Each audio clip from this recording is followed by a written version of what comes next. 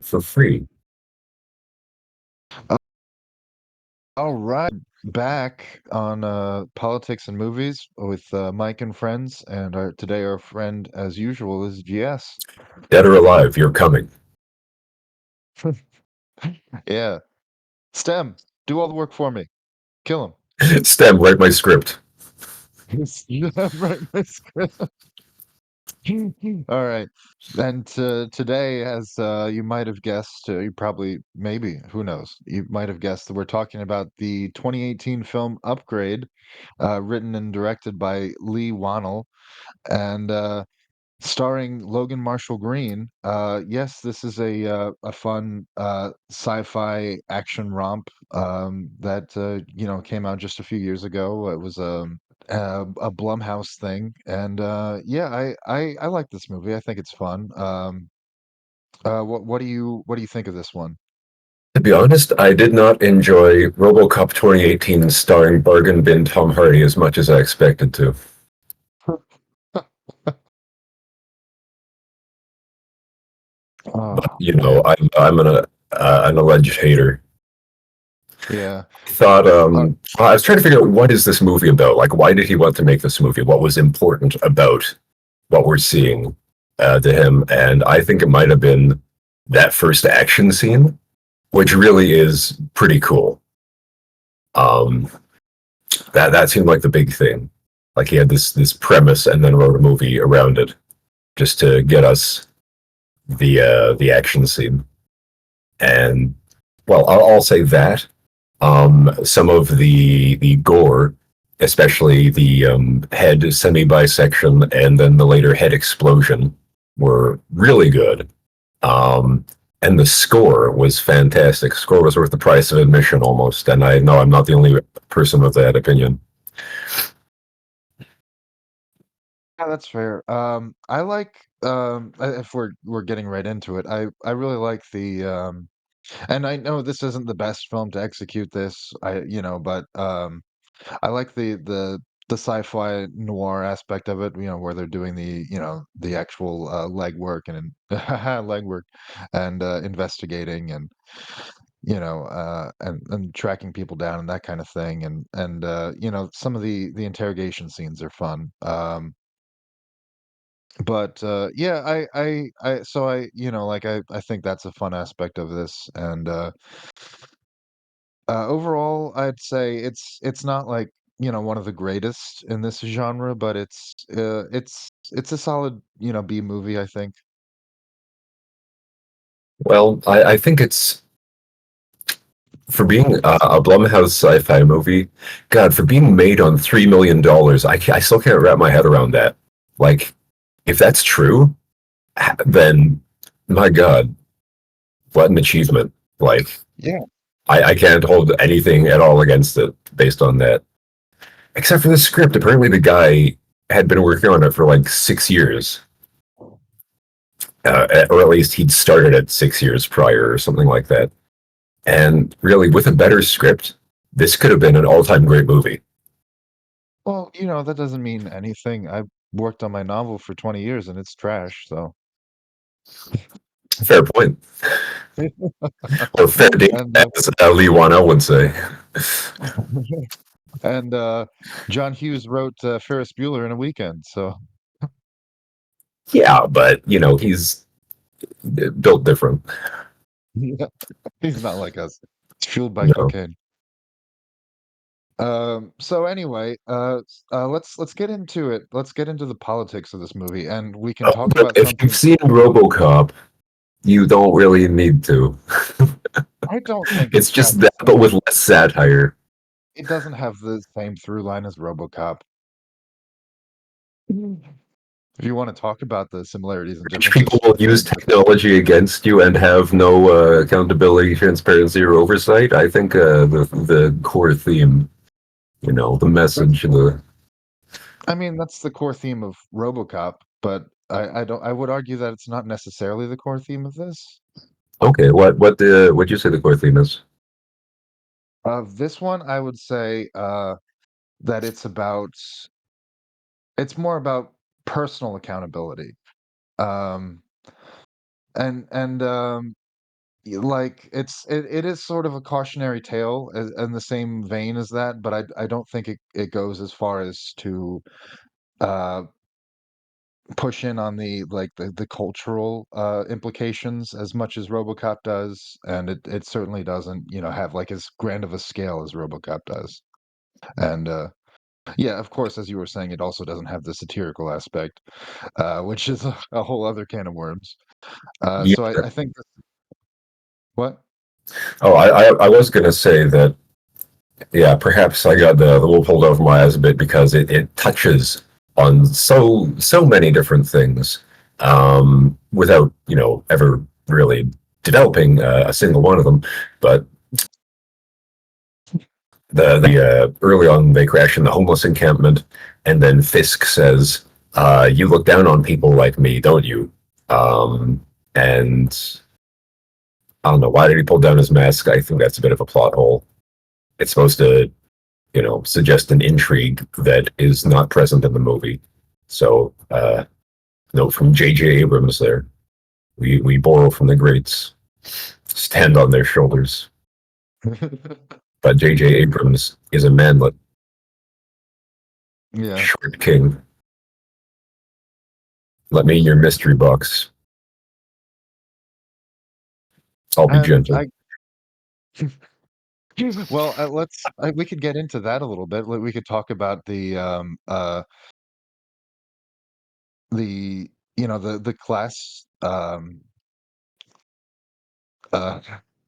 the classism in this that is explored barely. I guess you could argue that, like there is a hint of, the fact that Gray and his wife are extremely wealthy, and they're,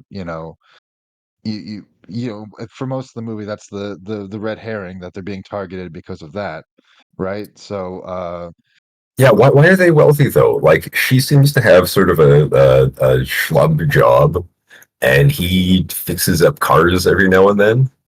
Like, how were the no? It's got to be generational wealth that bought them that house. Like, it's got to be his mom, right?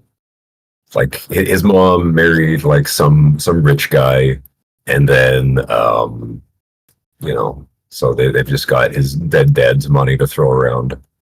well, That's my thinking. they do say that Gray like fixes up cars for like wealthy people, so I'd say that might like factor into that. I mean, into the wealth. Here's a seven And hundred $1,000 tip, kid. Don't blow it all in one place. Like what? well, it is a movie. I don't know. It it doesn't super matter in terms of the narrative, but like I guess it is a question that we have, so it's never explained, so the movie doesn't care that much about it, so I guess we're not supposed to care about it either. Yeah, But I don't know. There's like some stuff that seems like plot holes, and some stuff where retroactively it's like, oh, that was bugging me. I'm glad that, the twist made it make sense. Like, when Savant, what's that movie with? I was gonna make a funny reference. The movie with a retarded child, Leonardo DiCaprio. what's eating Gilbert Grape? Yeah, yeah. Did the red herring villain give you Leonardo DiCaprio at all? Fisk? Yeah, no, no, no. No, the you mean the Cloud scientist? Boy. Cloud Boy, yeah. No, not really, not really. Really? I'm struggling. No, I'm struggling to remember what he did. He had more of a twink vibe, so I don't really associate that with Leonardo DiCaprio, really. Oh, young Leonardo DiCaprio. Kind of a twink. I still Revisit don't it. see it. I mean, Alright. it's neither here nor there, but To each his own. yeah, not me. I don't see it. Pass. Pass. Pass the Twinkie to the left-hand side. So I guess let's go ahead and jump into a discussion. One of the things that comes up in this movie that we don't normally talk about too much is torture. Torture is used like quite frequently in this movie as a means of like extracting information. And in the real world, we know that torture doesn't reliably work. And There are differing opinions on that. The people who say it's not effective, that enhanced interrogation techniques are ineffective, I believe them, but it's worth noting that there is an alternate perspective it's out true. I there mean, like that's we can probably get full of shit and it's just CIA propaganda. Um, but yeah, I mean the fact that myth is perpetuated means it does show up in things like this, and means that people are willing to give more leniency to organizations that employ those, enhanced interrogation techniques. And like to this day, there's a debate over whether information gained through torture led at all to the apprehension of Osama. By apprehension, I mean summary execution.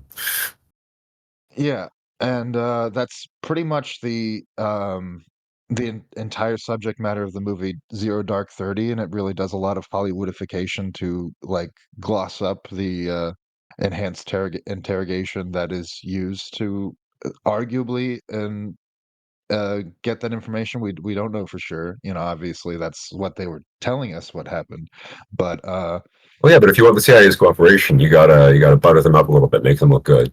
So yeah, the yeah, more but accurate a movie with regard to some things, the more CIA cocksucking you'll also find. Unfortunately, yeah, but you don't know. We don't know how much of that was coerced and how much of it was volunteered, and then I guess it doesn't super matter, but it's an interesting question. there's one interrogation technique that works, and that's rapport building. It's money. Giving someone tons of money. Well, I mean that's how you get double and triple agents for sure. They'll give you some stuff some of the time, but then they'll also blow up your uh, little base. Anyway, Anyway, I don't recall it being frequent. Mostly yeah, just the scene in the bar. that's the big one. I would say, yeah, it's like it happens a couple other times, doesn't it? I guess an attempt was made. But let's just say that's the only one because I'm struggling right now. It's been like a week since I rewatched this now, so um, my brain has already forgotten big parts of it, I think. But anyway, we can. Good movie. I mean, I mean, that doesn't necessarily reflect on the movie. It probably reflects on me. But I'm just saying, like a lot of movies like this, and definitely this one in particular, use torture is like a shorthand for extracting information from a bad guy, and Bad guys will definitely use it on a good guy too. In yeah, yeah, any mob related thing, if someone needs to get information out of someone else, there'll be some torture. There'll be some like kneecap busting or whatever. Or in the case of James Bond, ball busting. yeah. Busting makes me feel good. I would just like to see, like, and it doesn't. I'm sure it's happened, but I can't think of anything off the top of my head. But I'd just like to see, at least once, where there's an interrogation and the guy lies and gives some fake information, and it leads to them, getting fucked up. I guess it does happen, but I'm having trouble thinking of an example right now. Yeah, like why would you trust information from someone that you're causing to not have a good time? Yeah. Hell, I don't even trust information from the infallible voices in my head. And it's like, like the idea behind it is like, oh well, they're going to give you information, so that you'll stop. But it's like, well, how do they know that you're going to stop? And like, How you know it's correct? They can tell you literally anything. They'll tell you whatever you want to hear. That's what we know about torture. yeah, and that's what usually happens. So that's why it's unreliable, and it's also unethical say the least. And that's why, that should be reason enough not to do it, but also the fact that it leads to false information most of the time. So, That's a pretty good disincentive, I would say. yeah. But anyway, and in that scene in particular, it doesn't, stop the torture. In fact, he goes on to kill the guy. So, Yeah. Oh, minor plot hole there. Did STEM not detect that the guy had digital robot eyes? um, I guess, I either, guess the writer forgot. the writer forgot. Well, it moves the plot forward, so the writer didn't forget. Um, the writer forgot to inform the characters. Yeah, the writer forgot to have rewrites from someone else. And God, does it show? It feels so much throughout. It feels like it was written by a child. I don't know about that. That's a little harsh. It's like the approach to the themes to romance, especially like God. Yeah, very much in that case. It was the beginning of the movie where it's trying to show us this like couple. I found very uncomfortable. So I feel like this movie and the script was like thrown together as fast as possible. Like Jason Blum starting a line of coke. Here's $3 million, kid. Go off, make your cyberpunk flick. Yeah, I definitely wouldn't say all that, but I would say it is, a little, like, rough in terms of execution, but I think that adds to its charm. That's my takeaway anyway. I know that differs from yours. You're the one wasting time putting me in a binary box. Non sequitur of the century, friends. I'm not wasting time. I'm trying to add to the time. We're only 19 minutes in. Who's counting? I can't count that high. But anyway,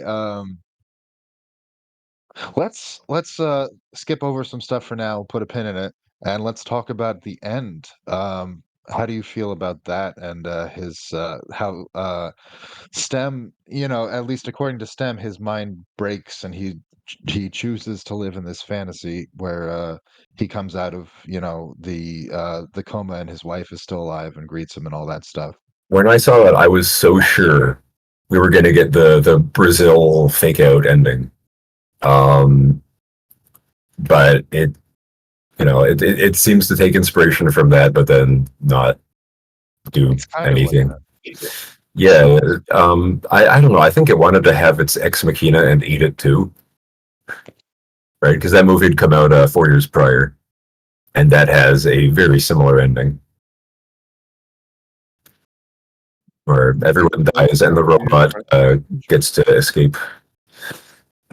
So this movie is just a collection of things borrowed from other movies in a trench coat. Like it's got a little bit of the Matrix, it's got some Ex Machinas, quite a bit of RoboCop, et al. One critic called it one part $6 million man and one part Death Wish. Yeah, yeah. I could have used a funny sound effect as like a little Easter egg when he does, one of the STEM action sequences. Yeah.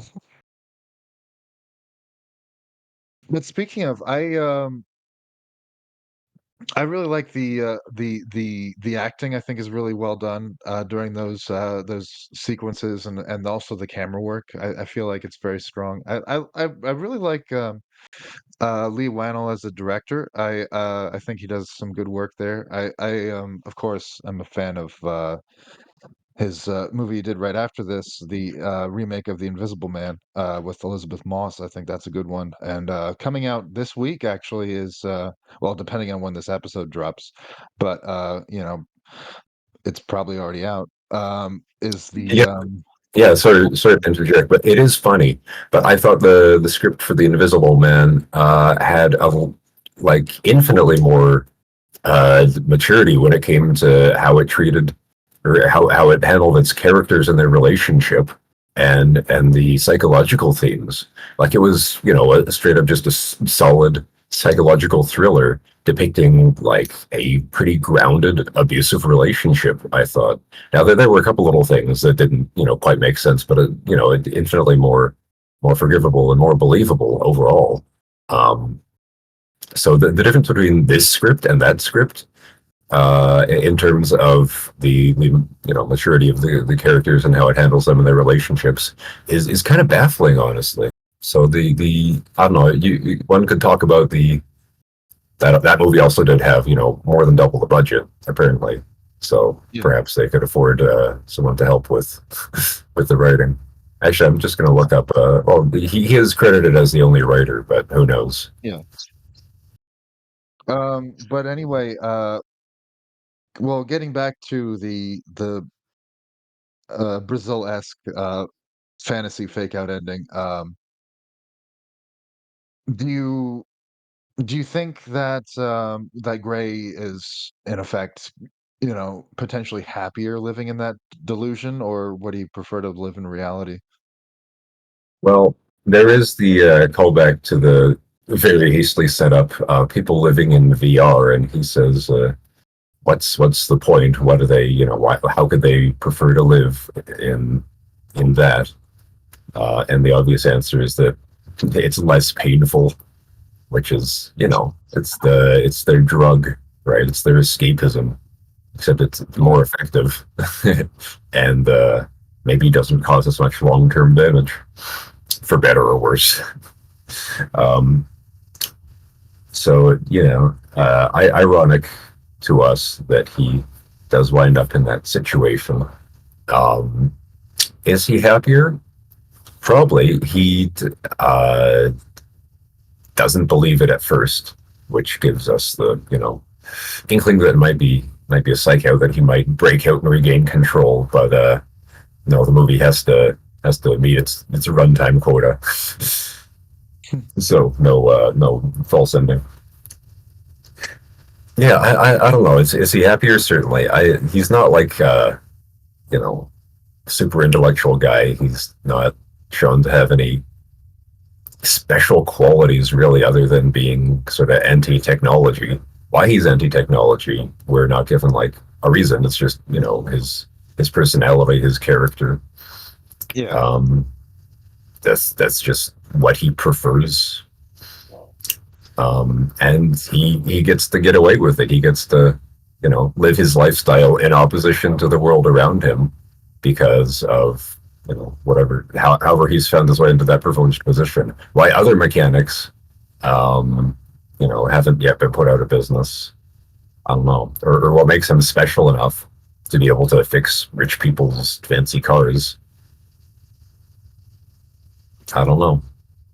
I guess, well, there are a couple times the script kind of hints, and I guess, it's like you say, it's not fully fleshed out, but there are times when it feels like, or at least maybe this is just my impression, that he's particularly skilled at it, or I don't know. He's passionate about it, but we aren't given any He's indication of passionate. that. So he's just lucky, maybe. In which case, we could have had a very brief thing about the fact that he has his socioeconomic status because of luck more than anything. That would have Yeah, been thematically relevant. it would have been, but yeah, like that's not told to us, so we have to make assumptions and Yeah, we don't really get to know all that much about this guy. He's like strong, independent, blue collar, beer drinking, loves cars, real red blooded American. I don't fuck with all this technology. Like, at least they didn't give him a southern accent. That would have been a bit too on the nose. So, drawing on what you said earlier, though, you think the ultimate reveal that the AI has been in control this whole time is a commentary on like the lack of oversight with the inventor. Well, yeah, um, that makes some sense to me, right? Because all of that is conducted in secret with NDAs in private operating theaters and developed privately, and it's proprietary and secret, and that is the way that cutting edge developments work in business. Like I have a friend who's a product developer at a company, and he can't talk to me about the flashlight that he made because of an NDA. So it's a very standard practice. Um, Yeah. and then there are these world-changing developments that we are not privy to, and it's not like it's governments operating without oversight, which is one thing. The certain things they deem too sensitive or too dangerous to reveal to the general populace. But this is corporations, which not only have the same rights as people, they definitely have more. Because in an oligarchy, you are entitled to all the rights you can buy. Isn't it Oh God. lovely? Have I shown you my Ayn Rand Dakimakura? Yeah, and that is an interesting aspect of this too. Like the fact that it's yeah, yeah. We can make fun of the Ayn Rand fans. It's all we have left, honestly. I showed you my fountainhead. Please respond.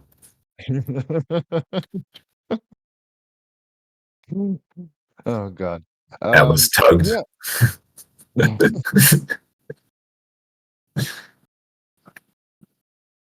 But I think something else that's interesting about this is that oh God, what was I gonna say? Jesus Christ. I don't know. You're losing it, man. Maybe you need a Um, computer chip in your brain stem. yeah, apparently. So, Hopefully.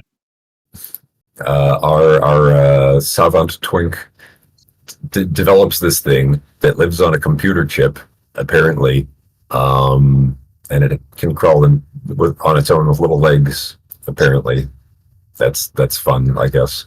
But like, when it's not attached to anything, how come he doesn't just smush it with a hammer?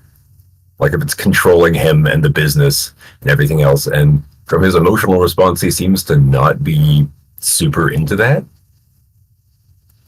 Like I don't know why. Like his character, he just seems like someone who would want to, work on his funny little inventions and touch his cloud in private. So, is STEM not going to let him touch his cloud? Is STEM going to say, no, you naughty boy? I guess it's one of those things where he didn't think to do it before it was too late because that just happens to be how these things go in that type of movie, you know? And that leads to what I was going to say. I remembered it. Here's my oppressor Why? on the table. Why don't I smush it? No, no, that's not what I was going to say. Why does it happen to be the case that in Sci-Fi Plus, that is, sci-fi plus another genre, as this is, why is it always like it seemed, or almost always, but I'd say always, a cautionary tale? Well, that comes from the origins of speculative fiction, which is you take society as we have it now, you change one element, and you explore the ramifications. And that was used, pretty frequently to say, "Hey, here's something that's fucked up. Let me highlight it in a way that you won't, reflexively respond to because of your political preconditioning to have some opinion on it. I'll defamiliarize it so you can assess it more critically." Yeah, no, that's fair. I think that tradition actually started with H.G. Wells' War of the Worlds. It could go back further than that, but I think that's the most prominent early example. Well, Um, I think the first science fiction book, in as far as our contemporary definitions go, would actually be Frankenstein, which absolutely has, messages in it. oh, sure, sure. Yeah, I could, yeah, that makes sense. But yeah, you're right. You're right. Proceed. So I think that is a valid point that You know, if you are watching sci-fi, then you're either in for action schlock or you're in for a message, or ideally Or both. both. You know, Ideally, both. That's usually how it goes. yeah. I mean, and when that's good, it's pretty good. Like enduring favorites of the cinema include Matrix, Blade Runner, what have you. The Terminator, first two Terminator Terminator, movies. Terminators, Yeah. Aliens, Yeah. Abyss, even if we want to We're go through talking about the James Cameron. well, a lot of heavy hitters in that regard. Things that work on a brain off popcorn flick level and work as that sort of speculative science fiction. Yeah. Um, do you have any other thoughts about this movie before we wrap up? I do, I do. But what are they? That's fair. Well, it touches on so many things that it's in the moment it's very apparent, but then not so easy to remember later. So Yeah, that's fair. why it's important to take notes to capture those fleeting moments. But And I did not for this one, so that's on me. yeah, I didn't either. um, it's a good habit. I'll try to do that more in the future. Especially because I'd always give everyone shit on the music podcast for just rambling and not having any idea what they were talking about. Yeah. Believe it or not, when Billy does this one with me, he always takes notes. So I am incredulous. good. Yeah. Good though. Yeah. That's good. Um,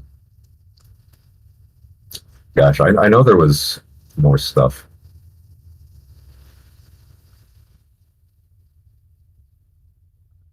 Yeah, I'm drawing a blank too, honestly. I did like the fact that um, the movie shows us, that this guy is interested in righting the wrong that has been inflicted on him, right? His debilitation and the murder of his wife. Yeah. But that he still doesn't really want to kill the people who did it. Like he just wants to, do something. Like his helplessness is probably a big part of, his whole motivation and issue and distress. Yeah. Just having this inflicted on him and not being able to do anything about it after, a relatively comfortable life. And when he maims and then kills these people, he seems genuinely distressed and upset and throws up in the sink. I mean, if you cut someone's head like half the way off, you'd probably feel a little woozy too. I assume. No Yeah. need to Yeah. confirm or deny. Yeah, that's a good scene. That's a good scene, and I think it's a very human response to like someone that wasn't expecting to kill someone. Like, oh my God, what have I done? I There think are it's a a couple human of moment. like nice human moments that are written in it. Like early on, I thought, "Oh dear, this exposition and these characters and these relationships are so it's not going down smooth." But then when his mother's cutting his beard and he just starts spontaneously crying, like that was a really good moment. Like Yeah. movie in a couple of little scenes like that, punching above its weight dramatically. And I really wish there'd been a little more of that like humanity to it to make us give a shit about this guy. Which for me wasn't super successful. But yeah, even though these people have wronged him and he is seeking justice or redress or some sort of closure or something, he still doesn't think that killing them is proportionate or justifiable.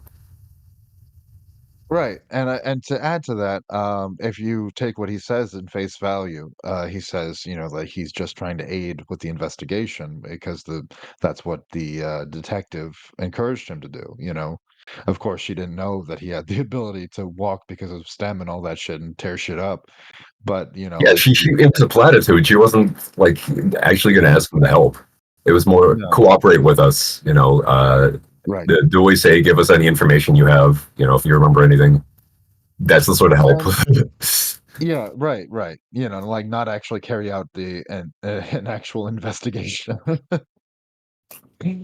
Yeah. But that leads to something else that we haven't covered yet about this movie, that, you know, like, it's like the surveillance state aspect of it, like, you know, like they've got drones overhead watching everyone's every move and recording everything, and it sort of feels evocative of, like, say, you know, the CCTV in London where they've got cameras on every street corner. Or the fact with the recent Tesla car bombing, how many people are concerned that Musk was able to offer so much information on the guy, and that there are cameras at every Tesla charging station. So Musk is definitely watching you fuck. Because that's definitely something he would do. Well, yeah, that's definitely something he would do, yeah. um, so the concerns about privacy, about the surveillance state, the police state, accountability for surveillance, like the privacy is very important these days, right? And you could say you have nothing to hide if you did nothing wrong. Well, your privacy sort of comes factory, right? And it's something Mhm. that you are do not consent to giving up. Don't give away your unenumerated, unarticulated, the rights that you may take for granted quite so easily. If you don't value it now, you may in the future when you've signed it away for nothing. Sure, sure, and there's definitely a reading there, in this movie, where, you could say that, Gray, as soon as he, like, consents to, STEM, like, taking over his body, he has, like, signed away his entire, you know, life to this AI creature that, you know, is unthinking and unfeeling and is all powerful and, you know, Is it unthinking? Is it unfeeling? We're given it's the motivations, like the classic AI thing. I have to kill them because they're a threat to me. My well, self you know, preservation is my priority number one. yeah, well, you could argue that it's a facsimile of human feeling and thinking, because it's arguably not genuine. I guess that gets more into philosophy than politics. So I don't know if we Well, want to go it there. quacks like a fuck. Yeah. Well, do we have the right to kill this AI that expresses a prioritization for autonomy and self preservation, and presumably it'll want to reproduce in whatever way it does. Um, so by what criteria is it not a life form? Right? Passes the Turing test. Sure.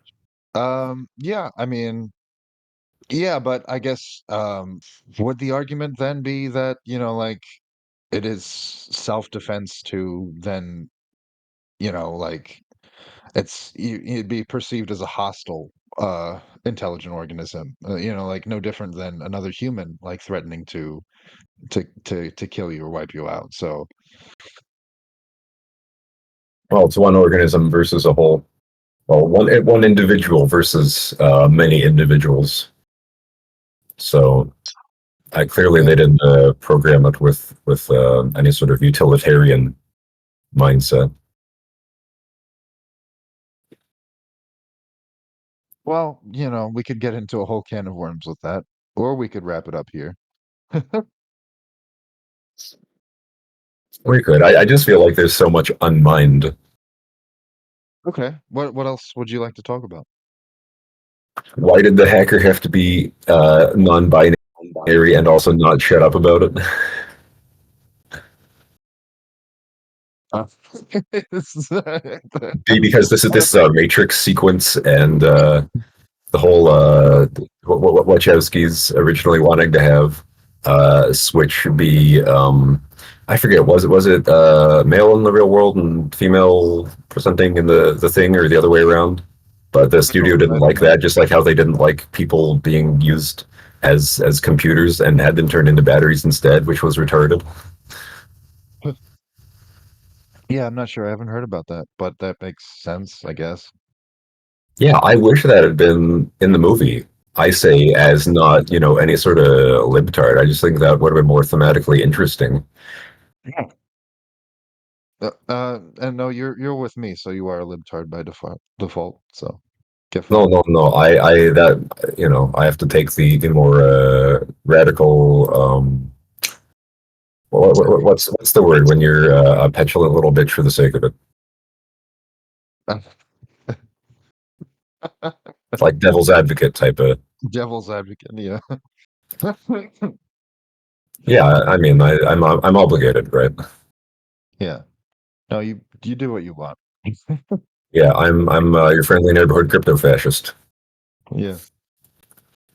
Um, So but is there anything to that? Was the movie trying to say anything to us about that, or is it just trying to be cyberpunk, which has themes of the transhumanism, posthumanism, liberation from traditional value sets, whatever.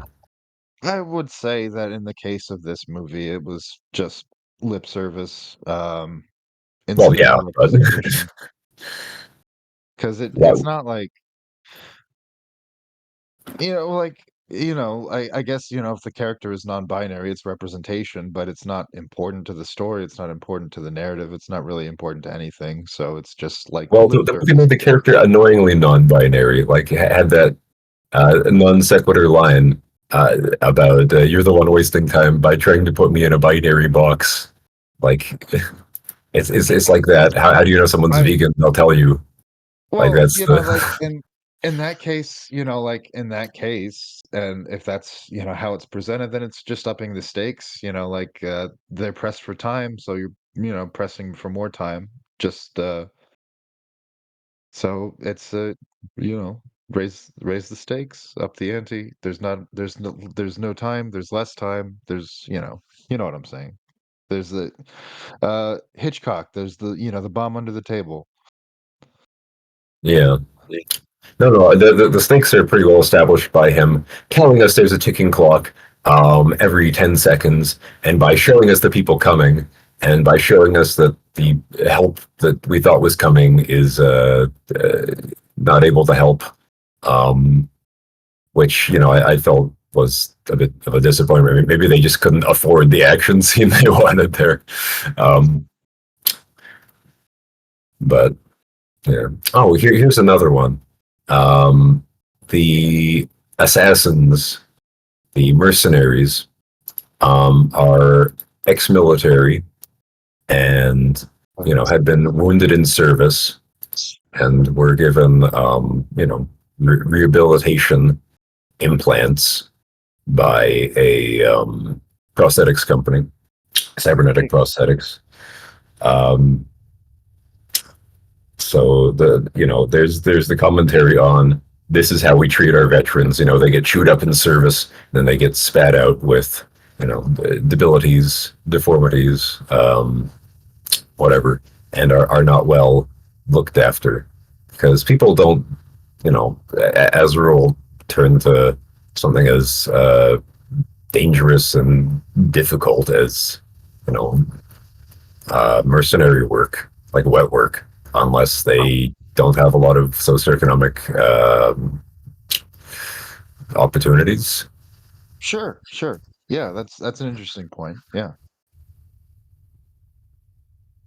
Movie doesn't Um, really explore that. Like Fisk is extremely villain coded. yeah.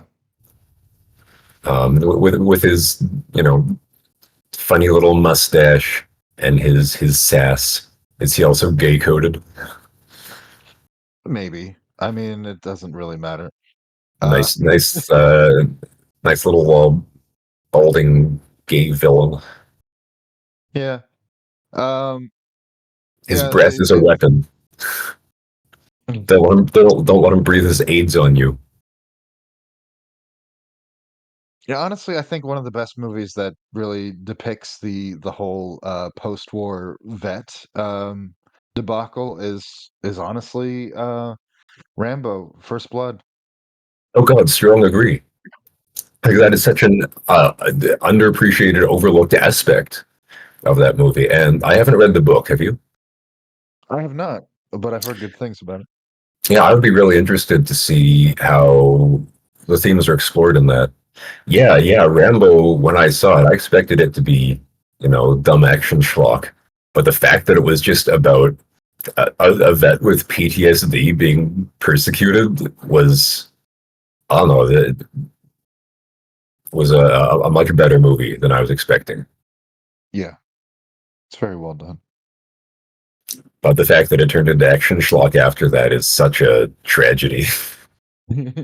Yeah, the subsequent movies. The first one was done by James Cameron, by the way. First Blood Part 2. That was James Cameron. I did not know that. Yeah, Yeah, it's am I in the right timeline? That seems like something that I would know.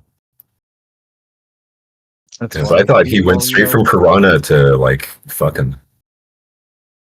his penchant for sequels.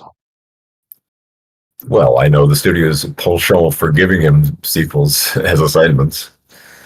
Yeah.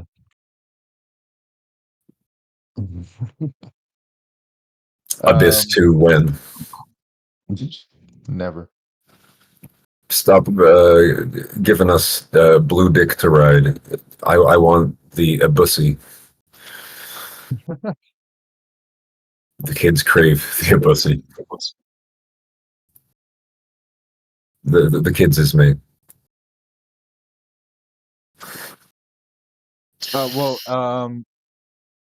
James Cameron didn't direct First Blood Part 2, but he did co-write the screenplay. Oh, is it? I don't know. Is it fun as an action flick? I haven't actually seen it. It's not very good. It's not very good. Um, are any of the later ones surprisingly good? No, I don't like any of them. Yeah, that's what I was expecting. Like, how can you go from such a like effective, poignant, like has something for everyone first movie, like Rambo 1 is Kino. How can you go from that to, you know, I don't get it. Well, that's the answer. You can't. It doesn't have. Um, but anyway, yeah. Any other thoughts about this movie before we wrap up? I know we've talked about a lot. I love the scene where the guy is literally loading his guns, Yeah, the like arm putting guns. Yeah. cartridges into his.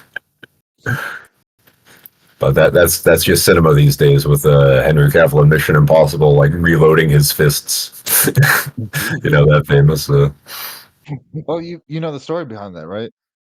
Is there a story? I just know that he'd been like doing that scene all day, and That was was like getting a little fatigued. that was like a warm-up technique that he just did unconsciously, and the director saw it and he was like, "You put that in the movie. Do that in the movie." I thought he just did it for that take, and it just happened to be in, and no one had a problem with it, and he wasn't even really aware of it. And like no, Yeah. no nobody making the movie really thought too much about it until people were like, "Huh, what?" in theaters. No, it was a thing. Oh, I didn't know that. Yeah.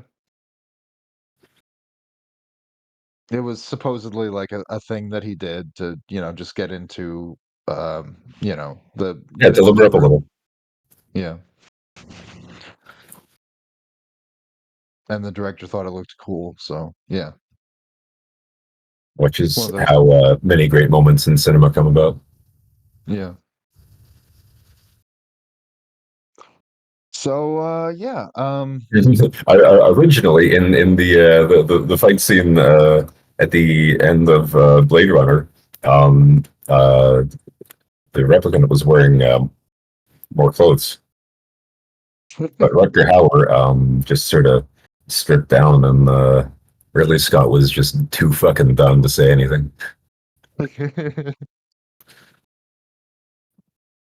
Said, "You're wet, you idiot." Just shook his head and kept rolling. If you catch hypothermia, I'm not insured for that. Yeah. Is Ridley Scott Oh. autistic? Oh, who knows these days? Or is he just an asshole? Probably the latter. All right, so this was our fucking thing, our episode on Upgrade 2018, written and directed by Lee Wannell. And yeah, that this was a movie that we talked about, and it was a fun time for some. Oh, we didn't even do an offensively bad Australian accent at any point.